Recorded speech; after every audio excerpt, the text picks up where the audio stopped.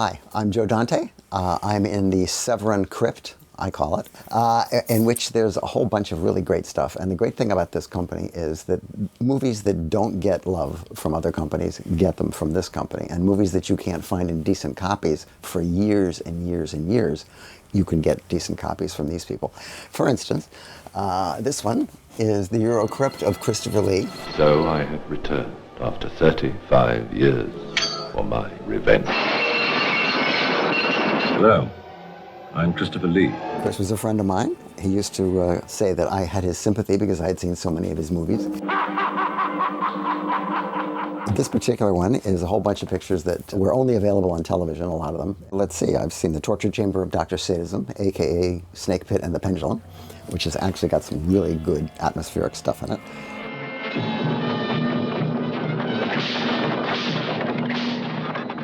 Hey, what's that? What the devil are you up to? You're not driving a load of animals? Castle of the Living Dead, which is also a really interesting movie with Donald Sutherland's first performance. Leave this evil place. Challenge the Devil, which I don't recommend. Gli incubi di Edgar Allan Poe. I mostri di Mary Shelley. La suspense di Alfred Hitchcock. The other thing about this company is that there's tons of extras on this stuff. I mean, and they're not just ported over from, you know, an old Laserdisc. I mean, this is all stuff that's done specifically for these releases. Our trip's getting interesting. And next we have Unknown World. Is a picture that I saw on television when I was a kid, as all kids did, because mostly it was only seen on television. It was upside down. It wasn't upside down on my television. It's a spelunker movie about a bunch of people who burrow into the core of the earth, and it's done on a very low budget. Not exactly an action-packed movie, but it's really offbeat and pretty imaginative. A promise of hope that, come what may, life can be sustained deep within the earth itself. Something's wrong. Jack Rabin, who is also a friend of mine, did a lot of the effects on this picture, which are pretty good. And an interesting sidelight is that Victor Killian, who is the star of the movie, was blacklisted at the time and is not billed in the movie. He's the star of the picture, and his name isn't even on the movie. So these were strange times in the 50s. And it's been hard to find in any kind of decent quality for years, and here it is. Thank you, Synapse. Synapse. Sorry. Thank you. Thank you, Severin. Oh, you candy! It was an accident. An accident? Well, they got the same time. They start with S's. I know. I get it. There was subversive as well at the same time. This is Lost Soul, the doomed journey of Richard Stanley's Island of Dr. Moreau. It's very interesting. This is a picture that I almost did, because when Richard Stanley was fired, I was called by the company and asked to take over the movie, and Ron Perlman, who's a friend of mine, was in the movie, and he said, "Don't do this. Don't come down here. This is a mess. Don't do it. You'll regret it." And so I turned it down.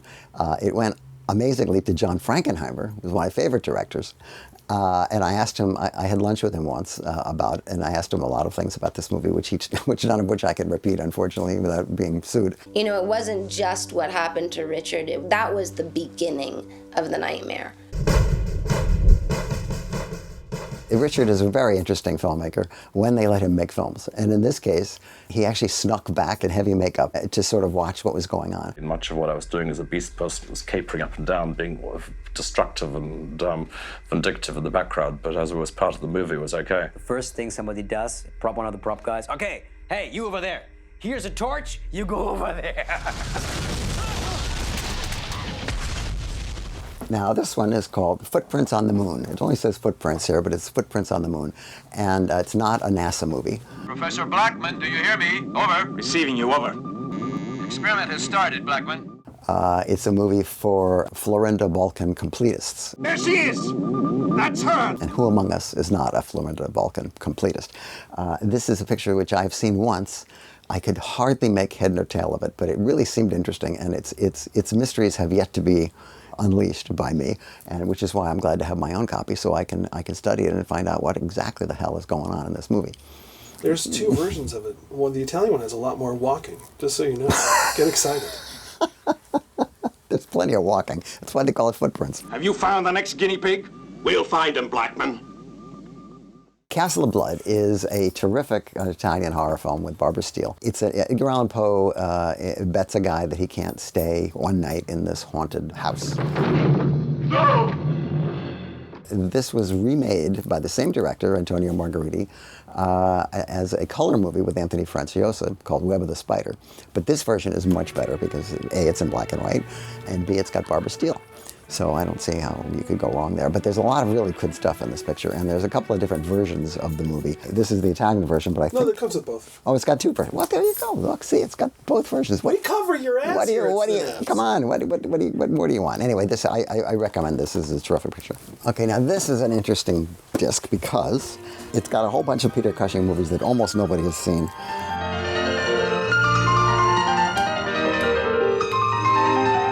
The two best of which, of course, are not horror pictures. Suspect and The Man Who Finally Died are really quite good. Also, Cone of Silence. Three good pictures that aren't horror pictures. Watch out! And Bloodsuckers is Robert Hartford Davis, who is a very strange filmmaker, who made Corruption, by the way, which is a famously weird movie with Cushing. Bloodsuckers. And Bloodsuckers is a picture that was released by Severin Pictures in America. It's got Patrick McNee in it. It was so cut up that it made almost no sense at all, some of which I think was because they actually ran out of money and weren't able to shoot part of the movie. It's also called, it was based on a novel called Doctors Wear Scarlet, which is a much better title. Oh, stop being such a bloody bully, Tony. I'm doing my best. Well, it's just not good enough. You've got... Hello? Hello? Penelope? This has, I'm told, a reconstructed version of the best material that is left on this picture. And frankly, I haven't even seen this version of the picture, so I'm really curious to see it. But what's interesting about this box set is that if they weren't boxed together, nobody would be seeing these pictures at all, because they're very obscure. But he was a terrific actor, and I think had he not fallen into the horror trap, would have gotten a lot more prestigious roles than he was able to play. But he seemed to be pretty happy about the whole thing. So anyway, he's a terrific actor, and this is worth your time. It's a bit of a gothic monstrosity. Here are my other choices, one of which is The Final Program. Now, under the title Last Days of Man on Earth, this was one of the first trailers that I made for Roger Corman. It's the only picture that I know that was made from a Michael Moorcock story, because I think he maybe wasn't that happy with it. As Dr. Seuss wasn't happy with 5,000 Fingers of Dr. T, and he didn't make any more movies either. And you won't make that mistake again, will you? I was a big Robert Fust fan because I had seen Dr. Phibes and Soon the Darkness, and I thought he was a really good director. But this movie is so unusual, and it's even more interesting now than it was then. And it was an end-of-the-world movie. This was back in a period when people were doing a lot of end-of-the-world talking. Like, oh, this is it. This is going to be it. The world's going to end pretty soon. And yet, they couldn't have imagined how close we are to ending the world right now. The world is coming to an end. So I thought I'd go home and watch it on television. Typical. Yes, typical. This is not The Ghost. This is the Italian press book for the Ghost. Now, The Ghost is a follow-up to the horrible Dr. Hitchcock, and it's in beautiful Technicolor. It stars Barbara Steele, as usual, and it's a movie that has escaped cult status mainly because of its obscurity. Barbara was I think Midi Miyui or somebody said she was the only woman in films whose eyebrows can snarl. But Barbara was pretty much, it was a real dish, let's face it. I mean, she was pretty hot stuff. And I worked with her, she was, past her ingenue prime, but she was still sexy as hell and really fun to be around. I love you. Never forget that. But she used to show up all the time, and when I worked for her, she would show up in scenes she wasn't in. We'd be shooting, and they'd say, what's that back? Is that Barbara back there with her kid? Get them out of there. Darling, please don't turn against me now. It's often unfavorably compared to the Dr. Hitchcock movies, but I think this is probably a little better. The fact is, it's the truth, my dear. Then the other ones are Bay of Blood, or Bloodbath, or Carnage, or Twitch of the Death Nerve. This is one of my favorite Mario Bava movies. I've always been a big Mario Bava fan. It's the murder movie from which Friday the 13th and all of the slasher movies copied everything. Every murder in this movie is a masterpiece, and it's gruesome, and it's beautifully photographed. If you've seen any of these pictures where people are copulating and knives go through both of them, this is the movie it came out of. And it's got a great wrap up. It's got the ending is fabulous. It's just you won't see it coming. Believe me, it's really clever. All's well, it ends well. Right. Didn't you do something on Bay of Blood as well? Was that a trailer you edited? I can't remember all the things I do. I do a lot of these things. I mean, I look at the IMDb and it says, you know, here's my films, and then it says as himself, and it's like this huge list of things, and it's like, I don't remember doing any of them. And half the time, if you do something like this and they sell it to somebody else, and they take a piece of your interview and they use it on something else, so now you're being interviewed on a movie you don't even know you were in. I refuse to continue this conversation any further. Will you please leave my room?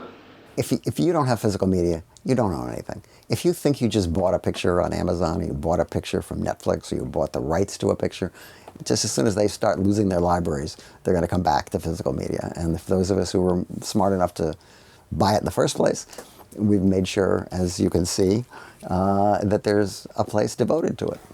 I can't wait to sell that to some other documentary.